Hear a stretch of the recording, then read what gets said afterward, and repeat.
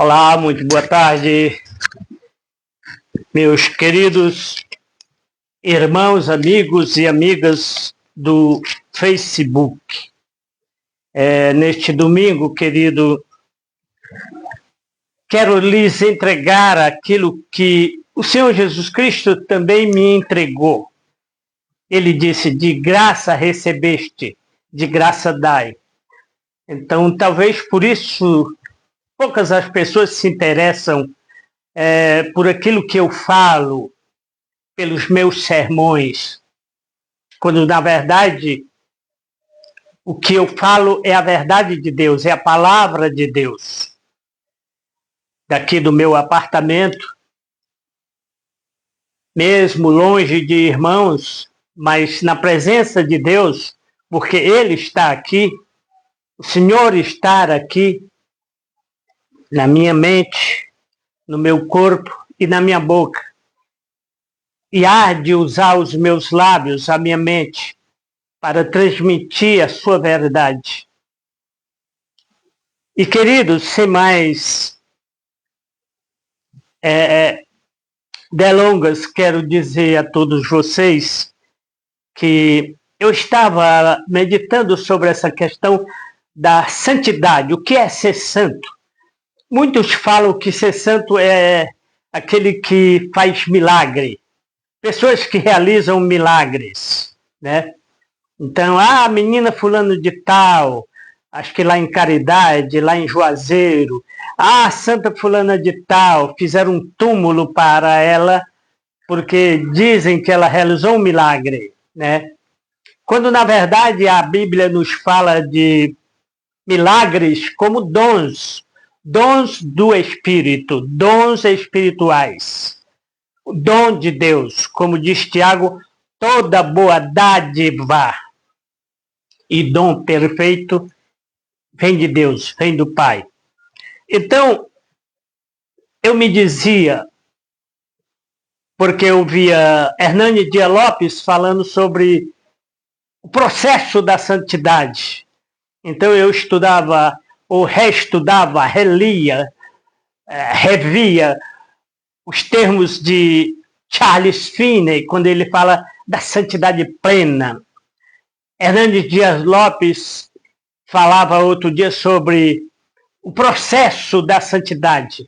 Ele dizia: a santidade tem dois caminhos, ou duas facetas.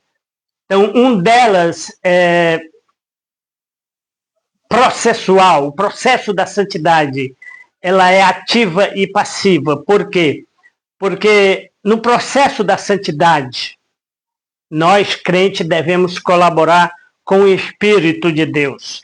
Ele é Deus realizando em nós a santificação através da palavra. A palavra de Deus é o instrumento de Deus, o instrumento do Espírito. Então, a prática da palavra, a leitura da palavra, como dizia o salmista, bem-aventurado o varão que não anda no caminho dos pecadores, não se detém, nem se assenta na roda dos escarnecedores, antes o seu prazer está na lei do Senhor, e nela medita de dia e de noite, né?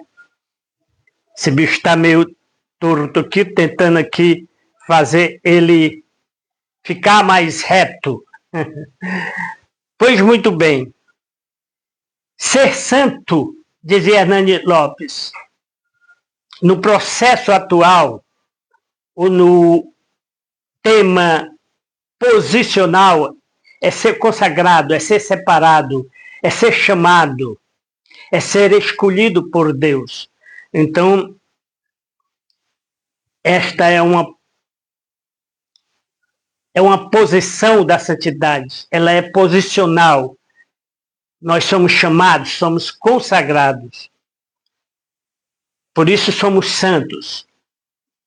A santidade plena, ela só será alcançada plenamente pós-ressurreição. Paulo vai dizer aos Tessalonicenses que os mortos ressuscitarão, os vivos serão arrebatados e todos nós seremos transformados, né? Quero dar o meu abraço aí, acho que é o irmão Amós.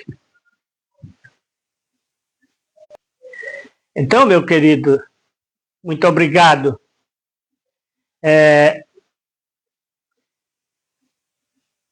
Pelo seu alô. Então, como eu dizia, Hernandes Dias Lopes falava da santidade como posicional, somos chamados, consagrados, para nos afastarmos do mundo, separados para Deus, separados do mundo, separados do pecado, para vivermos para Deus, como diz o apóstolo Paulo.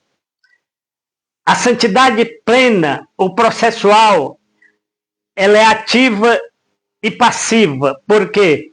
Porque nós contribuímos, nós, com as nossas atividades de ler a palavra, de orar, de cantar, de louvar ao Senhor, então estamos nos santificando.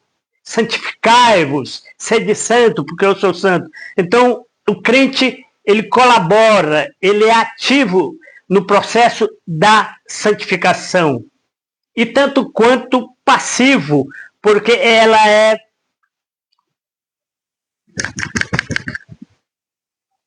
em nós, eu esqueci o termo aqui, infundida, ela é infundida em nossos corações pelo poder do Espírito Santo, né? Pelo poder da palavra de Deus. Então, quando você vai ver a palavra santo, Kodosh, Kadosh, significa separado.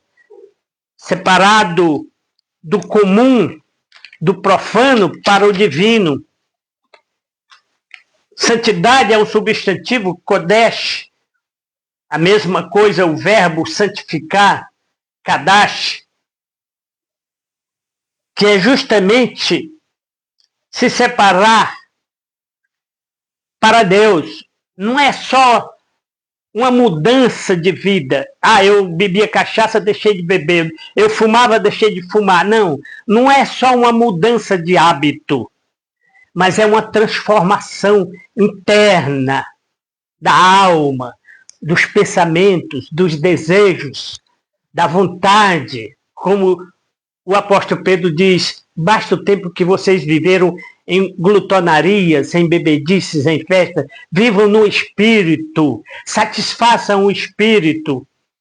Então, muitos crentes acham que não peca, porque está aí na igreja todo dia, porque paga o dízimo, mas eles ainda alimentam o desejo de riqueza. Jesus Cristo disse que ninguém pode servir a dois senhores. Há de amar a um, aborrecer o outro. Aquele que amar mais aos seus filhos do que a mim, não é digno de mim. Aquele que amar mais aos seus pais do que a mim, não é digno de mim. Então Jesus vai dizer, não ajunteis para vós tesouro na terra, onde o ladrão cava, rouba, etc. Ele disse àquele jovem, Senhor, o que farei para herdar a vida eterna? E Jesus disse, tu sabes os mandamentos? Ele disse, sei, desde criança, eu sei todos os mandamentos. Então Jesus disse, não estás longe. Vai lá, vende o que tu tens, dá aos pobres. Vem, eu te darei um tesouro na terra. Aquele jovem saiu triste, porque era muito rico, diz o texto. Então aquele jovem estava apegado ao mundo, às riquezas, né? Então ele necessitava de santificação, que é uma transformação interior, né? É viver separado do mundo, viver separado do pecado. Como diz Pedro, desarraigar de tudo aquilo que nos atrapalha. A concupiscência da carne, a concupiscência dos olhos, são desejos de ter, de possuir, de fazer, né? É deixar de se dedicar ao mundo, às riquezas, às suas empresas e dedicar-se a Deus, ao serviço de Deus. É dar a sua vida a Deus e aos santos, servir a Deus. Jesus Cristo, ele disse que nós somos luz. Quando ele vai dizer lá em Mateus, eu sou a luz do mundo, depois ele vai dizer, vós sois a luz do mundo. Não se acende uma lâmpada para se colocar embaixo, mas em cima. Por que lá em cima? Porque lá ela vai alumiar todo o salão, todo o auditório, né? Então eu pensava nos lustres da Igreja Congregacional de Boa Viagem, lá tem bastante lustres, eu nunca contei o número, mas são bastante lustres muito bonitos no teto da igreja. E eu percebi um dia que cada lustre tem, em média, 7 lâmpadas, mas sempre 2 apagadas, nem todas acesas. Talvez seja pela questão do consumo de energia. Mas uma lâmpada, ela só é eficiente quando ela é totalmente acesa. Então não se coloca um lustre em cima para embelezar, mas para alumiar, né? E aqui continua torto, né, querido? Eu tentando aqui fazer essa coisa ficar retinha e a coisa continua querendo descer. Então, muito bem. Eu quero partir para os textos, querido, antes de dizer, ser santo é afastar-se dos padrões do mundo, do estilo do mundo, é viver de acordo com os princípios bíblicos, os princípios de Deus. É viver de acordo com a palavra de Deus. É andar na luz, assim como Jesus Cristo está na luz. É viver em santidade, em honestidade, como Paulo diz. Paulo vai aconselhar, aquele que roubava não roube mais, aquele que mentia não minta mais.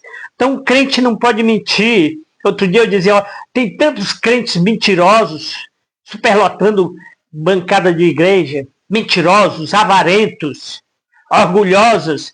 Tem um hino no Salmozinho que diz assim, sentimentos orgulhosos não convém a criminosos, salvos pelo amor. Então, ser santo, querido, é ter um relacionamento íntimo com Jesus Cristo. Jesus Cristo disse, olha, se vocês conhecessem a mim, vocês conheceriam Deus, porque eu sou Deus. Mas vocês até agora não conhecem. Então eu pergunto, você conhece Jesus Cristo? Ou você é igual Jó?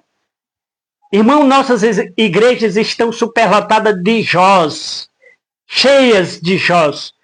Porque Jó disse, se eu te conhecia só de ouvir falar. Jó achava que era santo, que era puro, que era justo. O seu livro começa dizendo, havia um homem na terra de Uz que era justo, perfeito, ele ajudava os pobres. Ele disse, olha, eu nunca olhei para a mulher do vizinho, eu nunca cobicei a mulher do vizinho. Então o Senhor me castiga, etc. Então Eliú vai dizer, Jó, qual o homem, filho de mulher, que não peca? Arrepende-te, confessa o teu pecado. Então, quando Deus se aproxima de Jó e fala claramente, e Jó diz, Senhor, perdoa-me, me arrependo no pó e na cinza, porque eu te conhecia só de ouvir falar, mas agora os meus olhos te veem. Então, Jó passa a ter um relacionamento íntimo com Deus, a conhecer a Deus. Então, santidade é isto, é andar na luz, é andar com Deus, é orar, é ler a palavra de Deus, é meditar. E não só ler, mas Ezequiel tem um texto onde Deus diz, come o livro, e Ezequiel disse, quando eu comi na boca me era doce como mel, mas quando caiu no estômago era amargo como fel. Então, querido, muitos crentes recitam a Bíblia de cós salteado. Ah, está lá em Pedro, segunda epístola de Pedro, capítulo 1, verso tal e tal e tal. Ah, está lá em 1 Coríntios tal. Então, crentes que conhecem a Bíblia de cós salteado, mas não praticam. Não engolem a palavra, mastigam e jogam fora. Porque quando nós engolimos a palavra, ela é amarga como fel. Ela é amarga. A palavra de Deus, Hebreus vai dizer que é viva, tem vida. Ela não precisa de sal grosso, não precisa de fitinhas, ela não precisa de dancinhas, ela não precisa, sabe, de gritaria. A palavra de Deus, ela é eficiente, diz Hebreus, ela é viva e eficaz. A palavra eficaz quer dizer suficiente. A palavra de Deus, ela é suficiente e é mais cortante do que qualquer espada de 2 gumes. Penetra ao mais profundo da alma. Então a palavra de Deus, ela tem que ser engolida, ela tem que ser digerida. E ela é de difícil digestão, querido. Sabe por quê? Porque ela é amarga. E nós, quando nós colocamos um alimento na boca, e aqui ele é doce, mas depois ele é amargo, nós cuspimos. Porque nós queremos engolir só coisinhas doces, né? Ah, como é bom, pudim, etc. Então, o crente mastiga, sabe de cor e salteado a palavra de Deus. E eu me lembro do Salmo 51, onde Deus vai dizer: quem autorizou vocês a recitar os meus mandamentos? Com que autoridade você recita os meus mandamentos? Você não tem santidade para isso, para recitar os meus mandamentos. Então é preciso engolir. A palavra é amarga, é de difícil digestão. E algo de difícil digestão ninguém quer comer, né? Então ser santo é mais que uma mudança de estilo de vida. Requer uma transformação, querido. Então eu pretendia falar sem ler a Bíblia, mas não dá sem ler a palavra de Deus, né? Vamos ver se eu consigo ler para você os textos que eu separei aqui, meu querido. Começando aqui por 1 Coríntios, capítulo 2. Paulo, quando foi lá falar com os coríntios, ele diz no capítulo 2 e capítulo 3.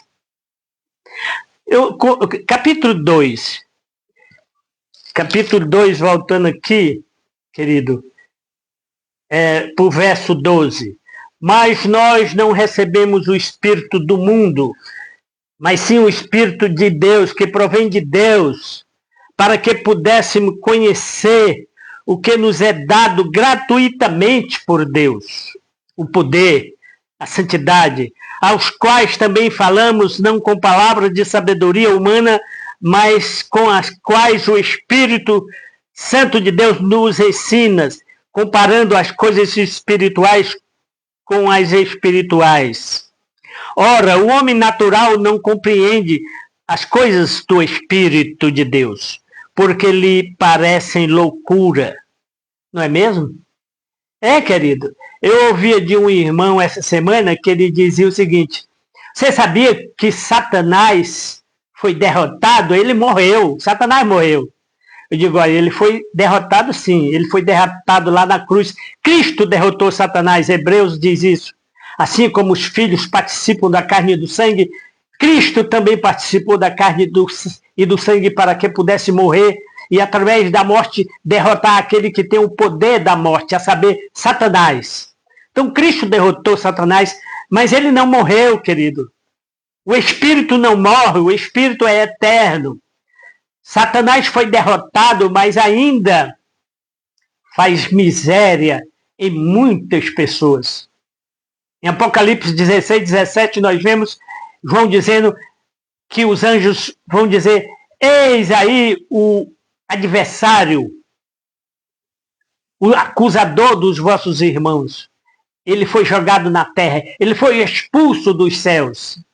Então ele ainda vai à presença de Deus, né? Ele é intrometido, né? Ele é intrometido. Nós vimos isso no livro de Jó. Deus estava lá e ele chega intrometido. E Deus disse: de onde é que tu vem? Da terra, rodeando a terra, etc. Então Satanás é um intrometido. Ele ainda vai à presença de Deus nos acusar de pecado todos os dias. Ele nos acusa. Então ele não morreu, meu querido. E eu ouvi isso de um irmão que lê a Bíblia e diz que Satanás morreu, que Satanás foi derrotado, sim. Mas ele ainda será preso. E diz Apocalipse que ele será solto por um pouco de tempo, porque isto é necessário, para depois Deus o prender totalmente, o aniquilar. O aniquilamento de Satanás não é o extermínio. Satanás não vai virar pó. Não, Satanás perderá todos os seus poderes. Deus tirará todos os poderes de Satanás. Ele será jogado no inferno, junto com o falso profeta, a besta e o falso profeta, diz o Apocalipse. Satanás será jogado no inferno, porque o inferno foi feito para Satanás e seus anjos. Então ele perderá todo o poder, aquele poder que Paulo fala em 2 Coríntios, que ele pode se transformar em anjo de luz. Então Satanás vai perder esse poder, Deus vai tirar esse poder dele. Mas Paulo diz aqui, essas coisas para o homem natural é loucura, né? Ora, o homem natural não compreende as coisas de Deus, as coisas espirituais, porque eles são loucura e não pode entendê-las, porque elas só podem se discernir espiritualmente, querido, né? Então, Paulo, porque vocês são carnais, no capítulo 3, eu, irmão, não vos pude falar como a crentes espirituais, porque ainda vocês são carnais, meninos na doutrina. Leite vos dei, né? E não manjar, porque vocês ainda não podem, e nem tampouco ainda agora podeis comer os manjares de Deus, porque ainda sois carnais, pois havendo entre vocês inveja, contenda, dissensões, não sois assim, ou porventura não sois assim carnais, e não andais segundo os homens? Então, muitos ainda são carnais, com invejas, com contenda, dissensões. Outro texto que eu quero ler, querido, está aqui em Romanos capítulo 12, quando Paulo aconselha aos crentes, rogo-vos, pois, irmãos, pela compaixão de Deus, que apresentei os vossos corpos em sacrifício vivo, santo e agradável a Deus, que é o culto racional. Então, muita gente confunde o culto em assistir o culto. E a igreja é cultuar a Deus, é se entregar como oferta de sacrifício a Deus, é se anular, é se entregar ao Senhor, é se render ao Senhor, é se sujeitar ao Espírito. Então ele diz, não vos conformeis com este mundo, mas transformai-vos pela renovação da vossa mente, para que experimenteis qual seja a boa, agradável e perfeita vontade de Deus. A renovação da mente, querido, não é apenas deixar de beber, de fumar, deixar de mentir, deixar de falar mal, deixar a inveja, deixar de ser arrogante, né? Outro texto que eu quero ler para vocês aqui está em Efésios, querido. Efésios, quando Paulo vai escrever, vivendo como filhos da luz. Como é que nós devemos viver? O que é santidade? Então, vamos ver aqui. Então, Paulo diz assim, digo isto e testifico no Senhor, para que não andeis mais como andam os outros gentios, na vaidade dos seus pensamentos, dos seus sentidos, entenebrecidos no entendimento, separados da vida de Deus, pela ignorância que há neles, pela dureza do coração. São pessoas duras. Outro dia eu dizia, irmão, Hebreus diz assim, não endureçais os vossos corações quando ouvirdes a voz do Espírito Santo. Não endureça, querido. Porque se você endurecer o coração, se você se virar para Deus, se você, aliás, se virar as costas para Deus, Deus também virará as costas para você. Devemos entrar no átrio com o sangue do Cordeiro, com as nossas vestes lavadas, com a nossa sã consciência, confessando os nossos pecados, como diz João, porque todos nós pecamos. João vai dizer isto, 1 João 3, se dissermos que não temos pecado, somos mentirosos, a verdade não está em nós, mas se confessarmos os nossos pecados, Ele é fiel e justo para nos perdoar os pecados e nos purificar de toda injustiça.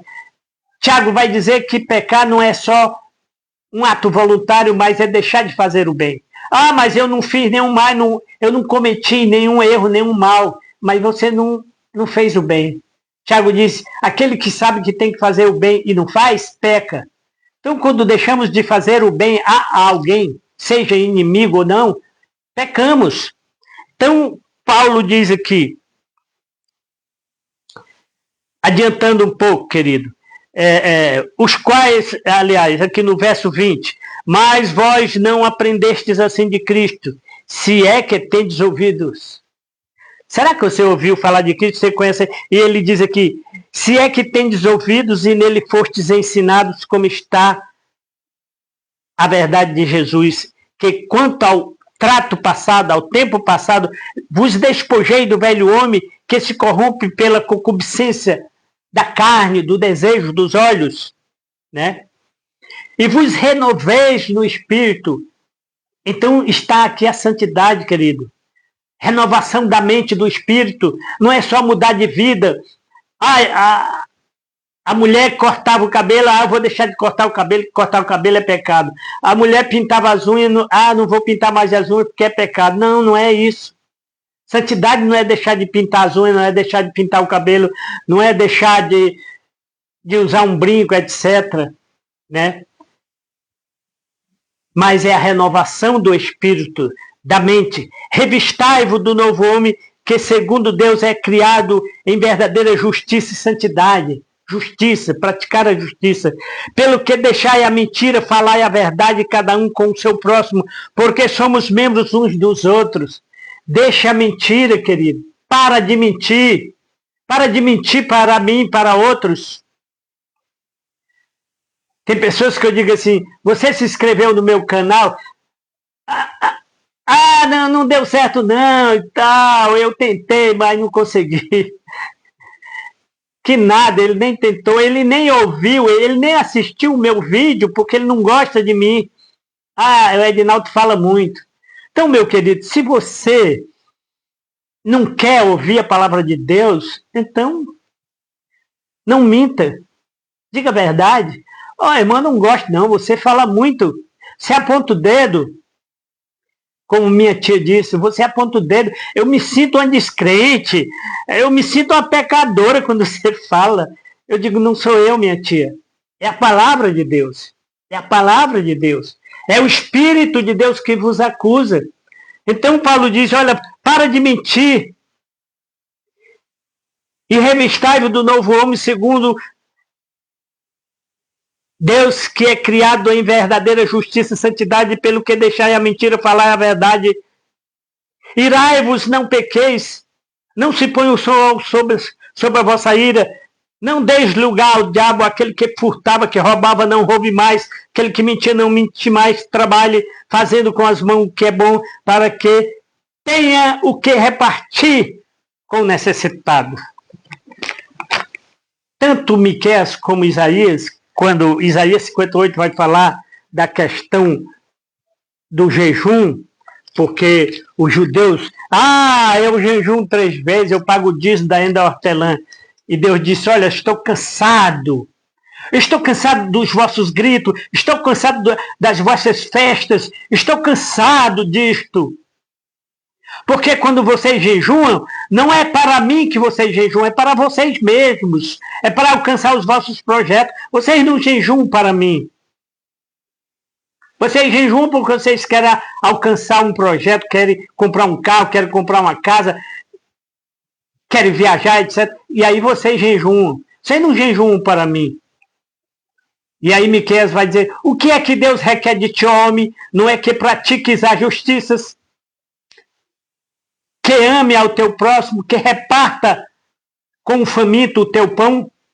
Reparte o teu pão com o faminto.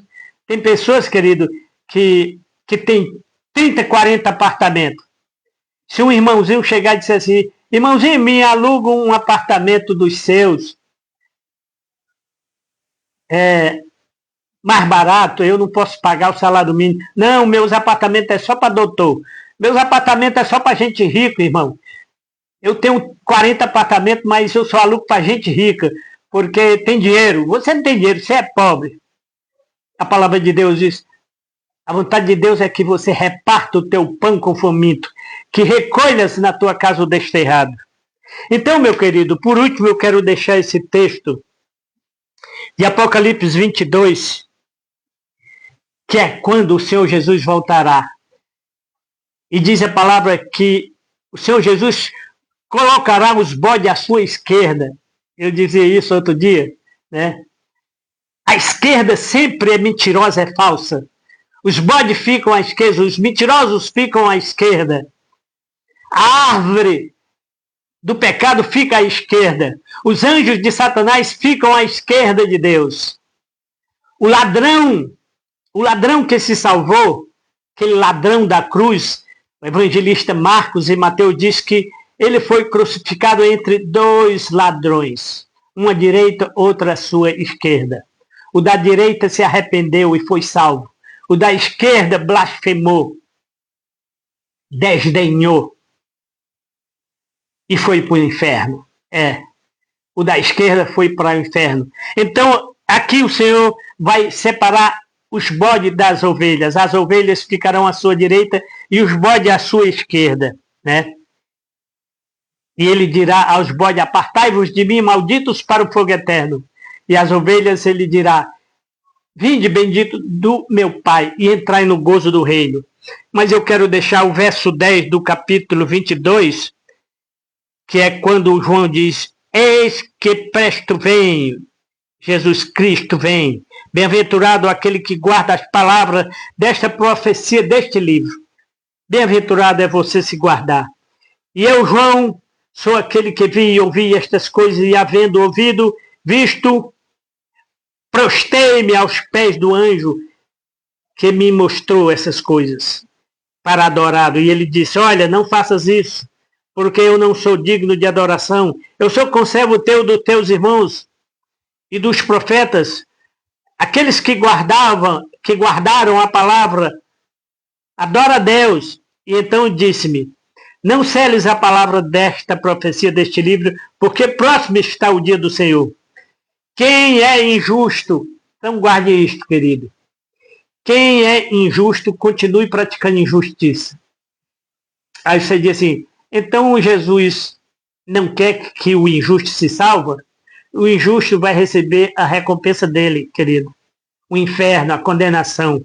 Por isso que ele diz aqui, aquele que pratica a injustiça, continue praticando a injustiça. E quem está sujo, continue se sujando, continue pecando. Mas você que é justificado pela graça mediante a fé. Paulo, escrevendo aos Romanos capítulo 5, ele diz, mas justificados, pois, pela graça mediante a fé, temos paz com Deus. Temos paz. Nenhuma condenação há para aqueles que estão em Cristo, que vivem com Cristo, que morrem com Cristo, porque ressuscitarão com Cristo. Então ele diz, o justo continue fazendo justiça ainda.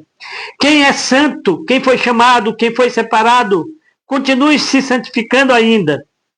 Eis que cedo venho, e o meu galardão está comigo, para dar a cada um segundo a sua obra.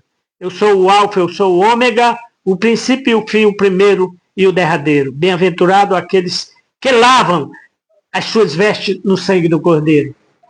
Então você que é justo, justificado, continue se consagrando, se santificando, se renove na mente do Espírito.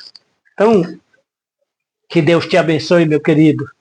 Que Deus te dê a paz, a santificação, com a qual Ele nos coroará na sua volta. Amém?